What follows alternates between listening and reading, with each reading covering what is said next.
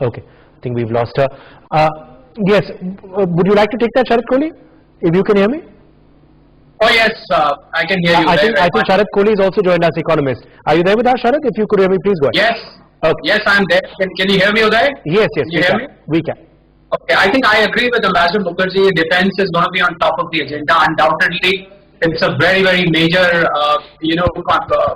agreement which is going to happen. I don't see any doubt on that. But I think the Indo-French bilateral trade, Uday, will also be, every time Prime Minister Modi travels somewhere, I think business and trade is on his mind because he's a very growth-oriented person. And he believes if two nations come together, then I think trade and commerce are two things which can bring the nations together more than anything else. So I think Indo-French bilateral trade has been growing at the rate of average of 25 to 30% per annum. He would want this to grow further. I think he would want this to hit $20 billion or even more in the times to come. I think relevance of Indian business, relevance of Indian manufacturing facilities has become even more after COVID. And I think he would like to push the Make in India initiative. There are a lot of French companies who are scouting for alternate destinations from China. So far as I am aware, there are at least 7 companies in France. I would not like to name them because those are internal boardroom decisions being discussed. There are at least 7 companies who are now looking for alternates to China. So I'm sure Prime Minister Modi list of agenda, this would be on the top, that he would want to bring those companies, those investments into India. Some of them are from automobiles, others are from engineering, some of the other relate to consumer goods. So they would like to walk into the country. Prime Minister Modi would desperately want them to come here.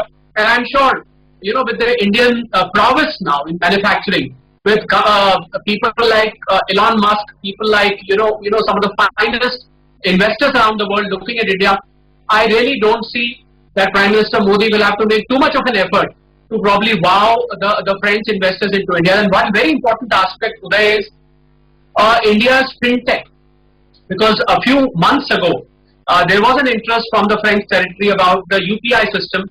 I'm sure Prime Minister Modi is going to push the UPI or the Indian fintech advancement. He's going to serve it before France, and he's going to probably offer the services of Indian fintech experts for being implemented in territories around France. So I think that will also be on the agenda. As I said, to sum it up, investment into India, which is by way of FDI, that will be one. Enhancing the trade, that will be second. Fintech technology will be third. Promoting bilateral trade will be fourth. And of course, defense remains on the top of it. Okay, we've lost Joyita's connection clearly. Let me go back to Sharat Kohli now on the deals. Sharat Kohli, what all is on the table? What all is likely to be before Prime Minister's return? I think at the top of the agenda today is going to be bilateral trade. I don't see any doubt in that happening. Then bringing investments to India, as I said, bringing newer investments, relocating the factories from China, and taking advantage. Prime Minister Modi is very conscious of the fact that the Indian middle class is huge. The size of the Indian middle class is close to 50 crores. Although the numbers vary on different platforms, but some say it is around 60-65 crores. But a realistic number, as per my assessment, is about 45 to 50 crores. So with 45 to 50 crore middle class, I think any company around the world, any investor around the world, it's a jackpot. We are more than the size of the American population. So if a French investor decides to invest in America, and on the contrary, he decides to invest in India and tap the Indian markets, I think we've got a huge market. So I think Prime Minister Modi is very vociferous. He is very, very clear about the fact that nobody can offer you this kind of market. So I think that the FDI, as I said, the bilateral trade, defense deals would be there. There are very important aspects which I'll pick up from what Ambassador Mukherjee was saying and what you were saying, that he is very conscious of the diaspora, about the way they are living, the kind of lifestyle they have, what have they gained ever since they migrated, how are their businesses running, how are they performing, how easing is the situation in terms of more people coming from India to France and from France to India.